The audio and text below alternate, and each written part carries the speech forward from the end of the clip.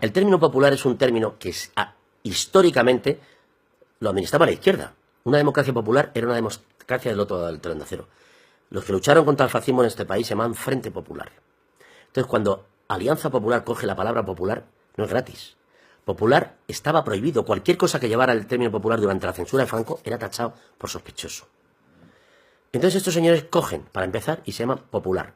Cogen el nombre de los que hicieron la guerra contra Franco. O sea, los de Franco cogen el nombre del enemigo.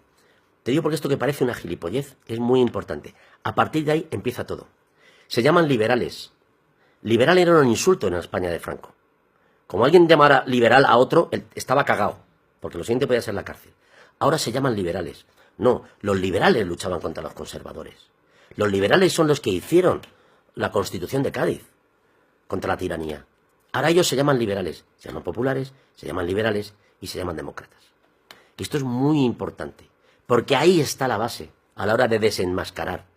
Cuando uno se llama fascista, es más, dicen, José Antonio no era fascista, dejar a José Antonio en paz.